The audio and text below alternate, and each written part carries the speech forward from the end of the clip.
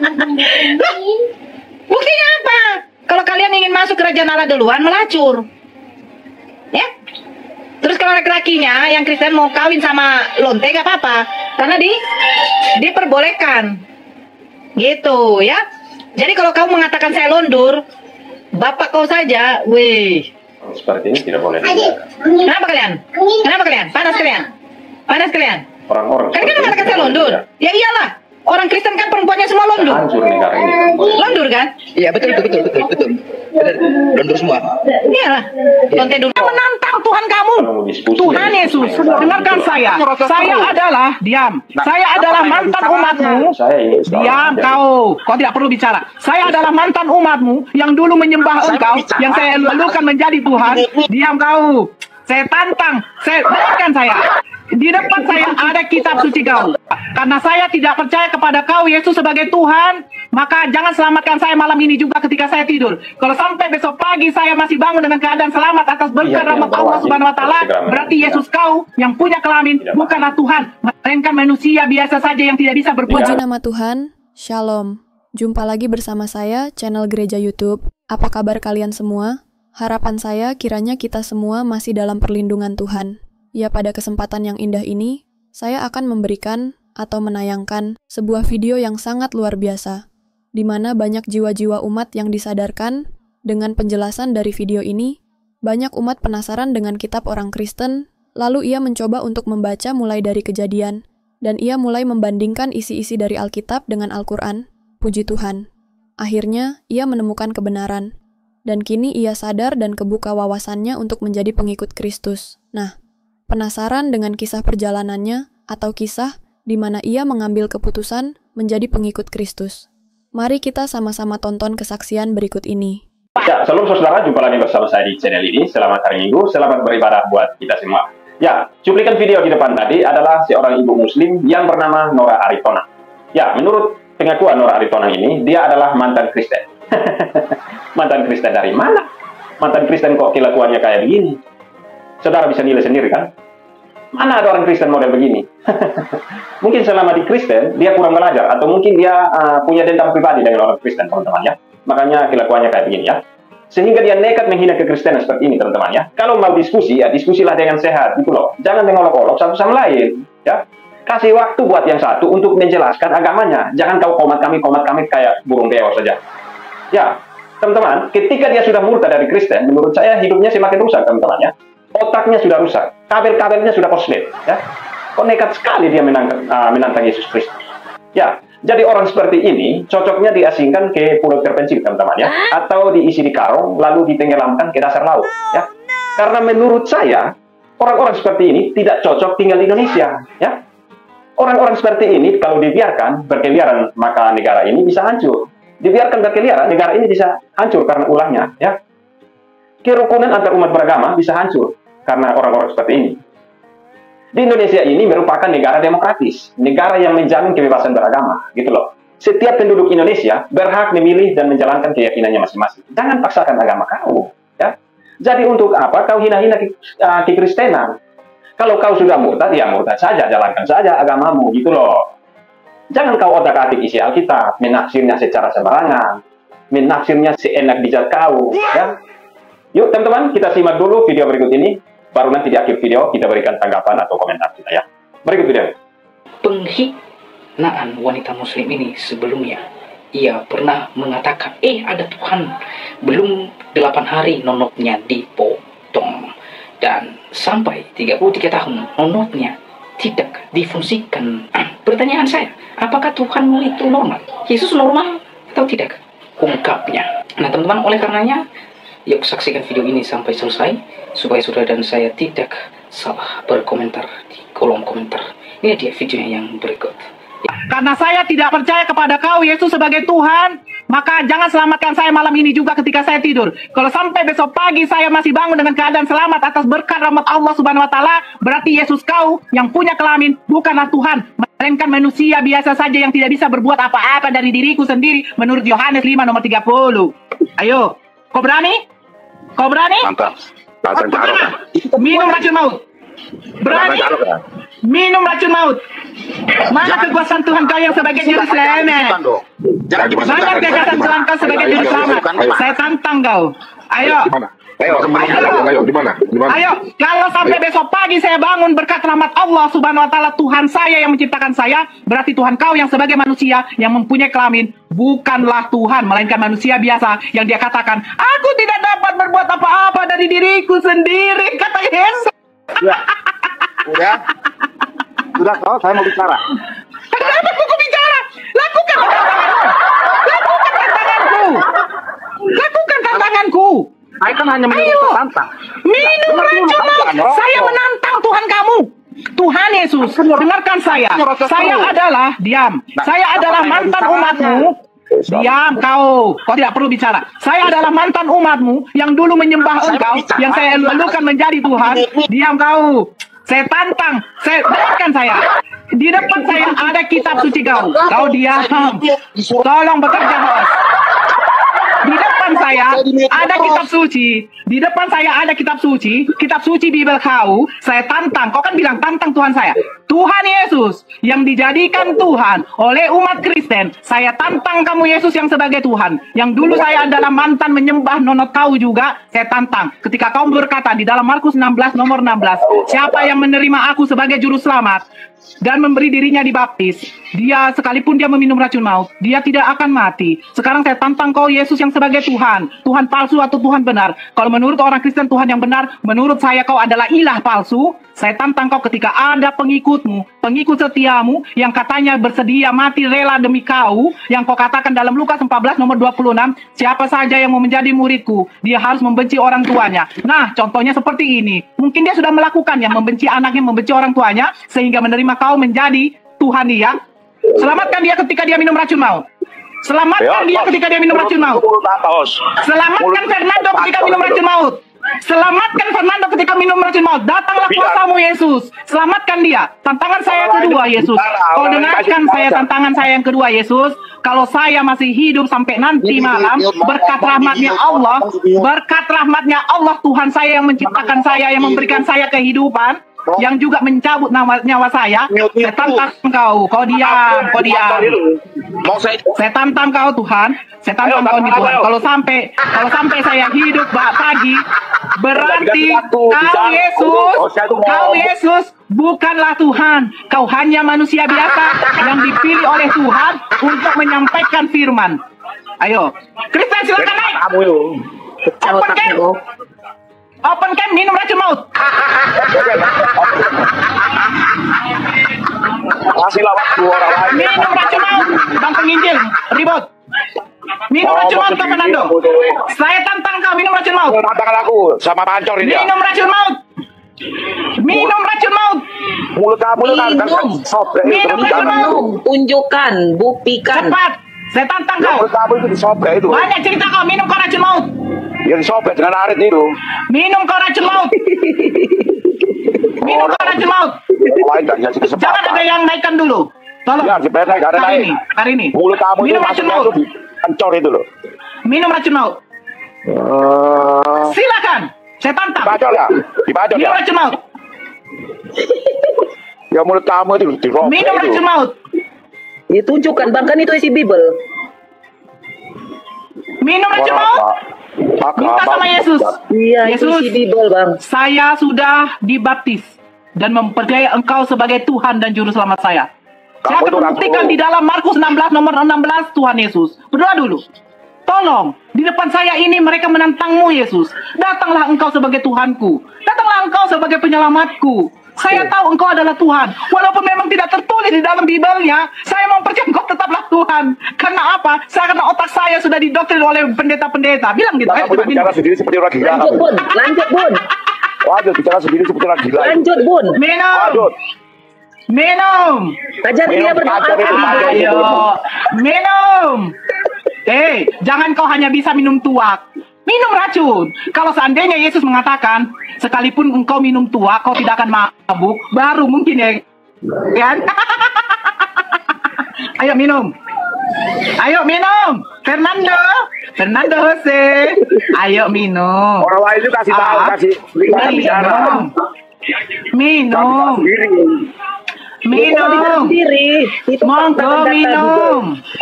Ayo minum. Fernando.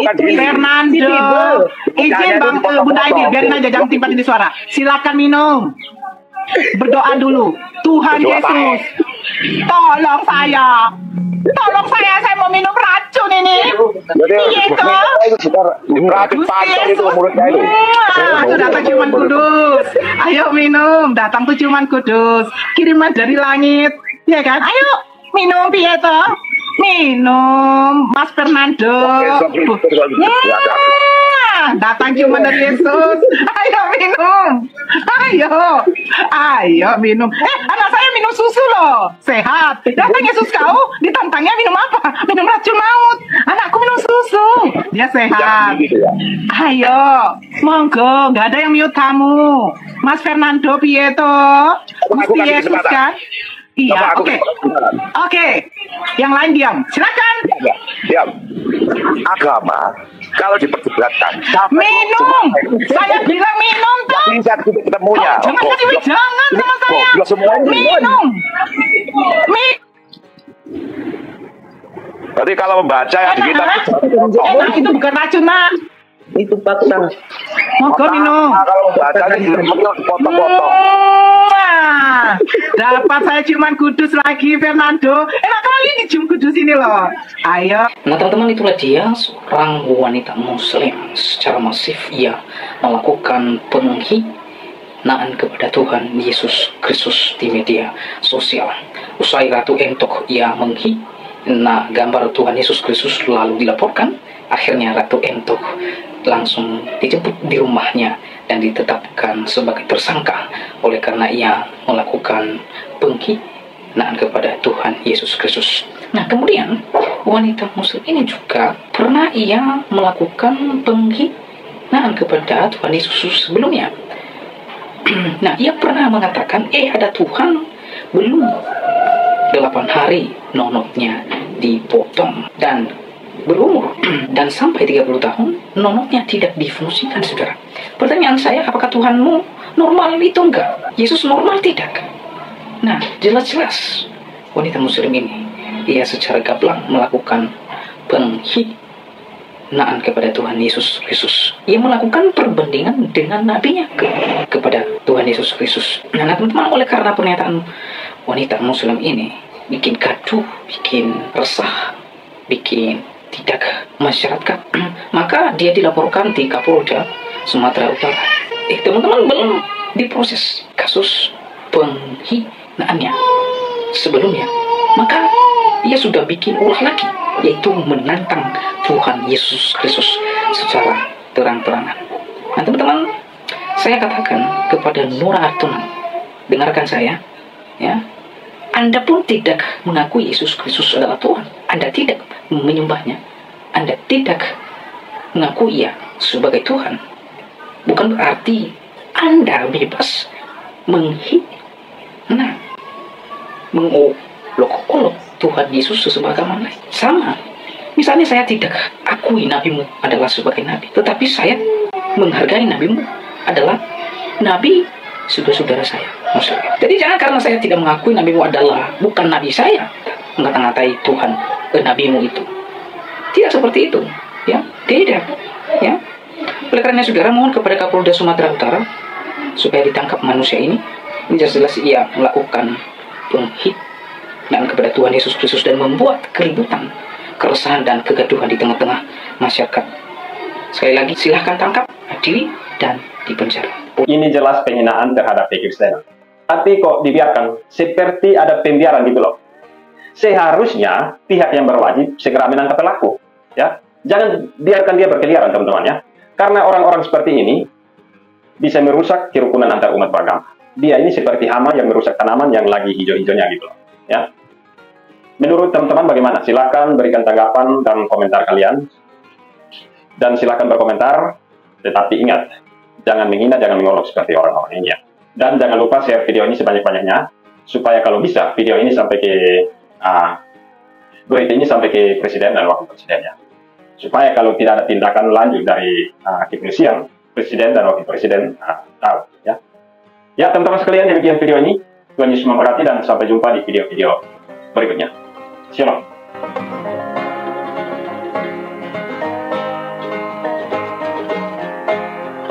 Menjadi teladan iman bagi generasi muda. Tekanan bagi orang Kristen Eropa dan Amerika adalah bagaimana menjalani kehidupan dengan pengendalian diri dan integritas iman dalam budaya pasca Kristen yang berubah cepat. Namun, bayangkan beratnya tekanan bagi saudara-saudari kita di Afrika dan Asia yang menghadapi pemerintah yang memusuhi iman mereka, bahkan mendorong penganiayaan. Apakah semua penderitaan ini sia-sia? Inilah alasannya, hendaklah pandangan kita tertuju kepada Yesus, yang memberi kita iman dan memeliharanya. Ia menanggung salib dengan sukacita, mengabaikan rasa malu, demi kemuliaan yang akan datang. Ibrani 12:23. Sebagai orang tua Kristen, mari teladani ketahanan Yesus untuk menjadi saksi iman yang kuat bagi anak-anak kita. Melalui keteguhan hati kita, mereka akan belajar bahwa harapan sejati ada dalam Kristus, sekalipun di tengah badai hidup. Bersama, kita dipanggil untuk menguatkan generasi muda agar berdiri teguh di dalam iman, memandang pada Yesus yang memimpin kita menuju kemenangan kekal. Jangan berkecil hati, tetaplah setia.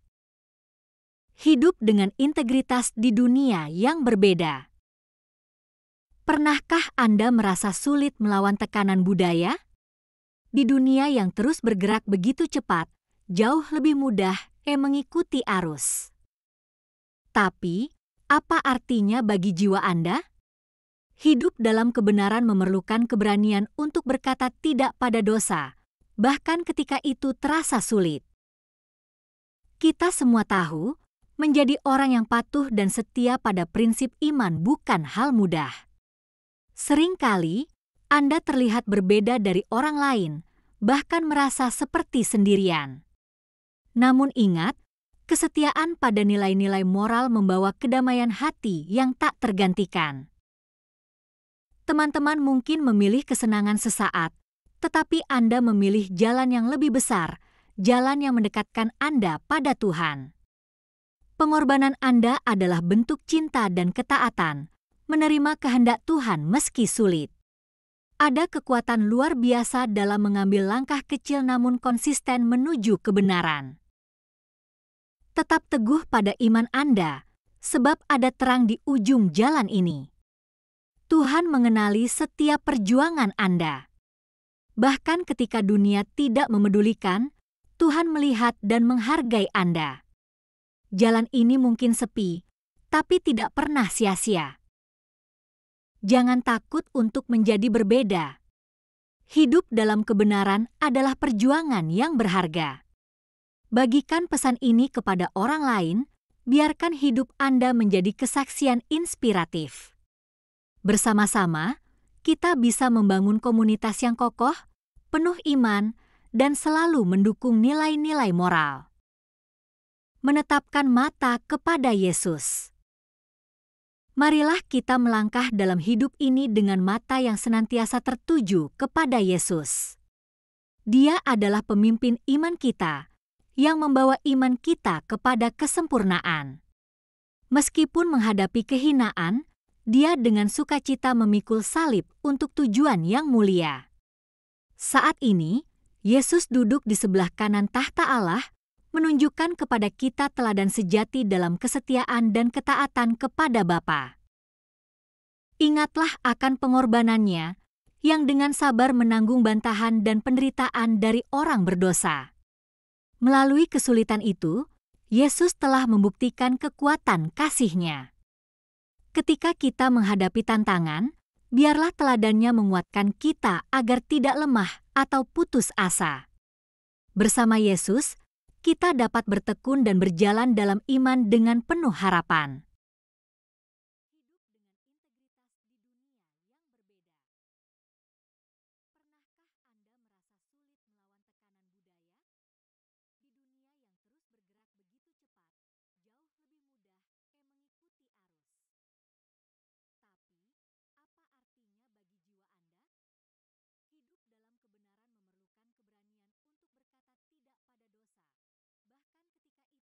Kita semua tahu, menjadi orang yang patuh dan setia pada prinsip iman bukan hal mudah. Seringkali, Anda terlihat berbeda dari orang lain, bahkan merasa seperti sendirian.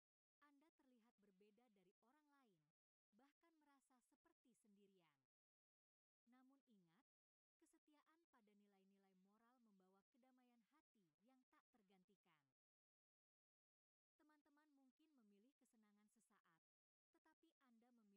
besar, jalan yang mendekatkan Anda pada Tuhan. Pengorbanan Anda adalah bentuk cinta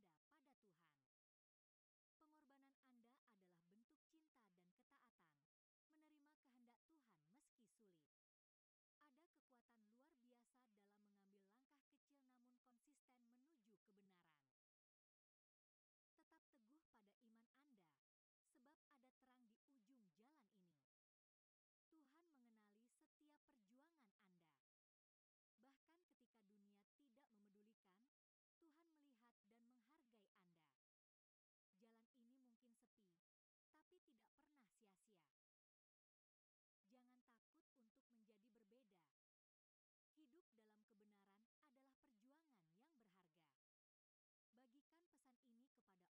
lain, biarkan hidup Anda menjadi kesaksian inspiratif. Bersama-sama, kita bisa membangun komunitas yang kokoh, penuh iman, dan selalu mendukung nilai-nilai moral. Itulah tadi videonya saudara, keselamatan yang benar. Karena itu harus lebih teliti, kita memperhatikan apa yang telah kita dengar, supaya kita jangan hanyut di bawah arus. Sebab kalau firman yang dikatakan dengan perantaraan malaikat, malaikat tetap berlaku dan setiap pelanggaran dan ketidaktaatan mendapat balasannya yang setimpal. Di manakah kita akan luput jikalau kita menyia-nyiakan keselamatan yang sebesar itu yang mula-mula diberitakan oleh Tuhan dan oleh mereka yang telah mendengarkannya kepada kita, yang tanda Anda dan karunia Roh Kudus yang dibagikannya menurut kehendaknya. Puji nama Tuhan, demikianlah kesaksian yang sudah kita dengarkan bersama, dan juga firman Tuhan yang kita dengarkan bersama. Kiranya kesaksian dan juga firman yang kita dengarkan bersama ini dapat memberkati saudara dan saya dimanapun kita berada dan memberkati akan setiap pergumulan hidup kita, baik pergumulan dalam rumah tangga, pergumulan dalam keluarga, pergumulan pekerjaan dan juga pendidikan, serta juga anak-anak. Kiranya Tuhan Yesus terus memberkati dan terima kasih buat semuanya yang sudah setia dukung dan juga support channel ini. Tuhan Yesus terus memberkati kalian semua. Jangan lupa dukung dan juga support channel ini dengan cara like, komen, dan juga subscribe serta dibagikan ke grup-grup rohani. Biar nama Tuhan semakin harum di mana-mana dan jiwa-jiwa diselamatkan oleh Tuhan Yesus ya. Sekian dan terima kasih. Tuhan Yesus memberkati kita semua. Shalom. Shalom saudara gereja YouTube, saudara yang mau mendukung pelayanan misi kami untuk penginjilan generasi muda, Forum Komunikasi Pelayanan Penginjil Indonesia. Bisa melalui Bank BRI 042 1010 048 70 560 atas nama singkatan Generasi Muda FKPPI. Dan bisa melalui QRIS ini, silakan scan barcode QRIS ini melalui mobile banking saudara. Tujuan dari pelayanan misi ini adalah untuk menjangkau banyak jiwa di pelosok-pelosok desa yang rindu untuk mendengarkan firman Tuhan, dan untuk kegiatan hamba Tuhan yang menjalani penginjilan ke desa-desa untuk bisa terus mengabarkan kabar baik di seluruh tanah Indonesia. Selain melalui media sosial YouTube, kita tetap terus bisa menyuarakan kabar baik secara offline. Boleh melalui rekening ini dan bisa melalui QRIS Mobile Banking ini. Dengan cara scan barcode QRIS ini di mobile banking saudara sahabat gereja YouTube. Dan untuk mendukung di rumah pelayanan yayasan kami, bisa mendukung melalui rekening yayasan atas nama Yayasan Cipta Pelita Kasih di Bank Rakyat Indonesia atau BRI. Dan bisa melalui QRIS ini, silakan scan barcode QRIS ini melalui mobile banking saudara. Dukung pelayanan kami di semua sektor. Dengan ini sebagaimana untuk membiayai tempat tinggal yayasan, listrik, air, dan juga peralatan pengajaran pendalaman Alkitab dan Murtadin. Seberapapun itu sangat berguna bagi pelayanan gereja YouTube, biarlah terus kita hidup dan berdampak menyuarakan dan memuliakan nama Tuhan Yesus, dan pastinya malaikat sorga bersorak-sorai karena banyak yang mengaku bahwa Yesus adalah Juru Selamat. Terima kasih Tuhan Yesus, memberkati saudara, gereja YouTube semua.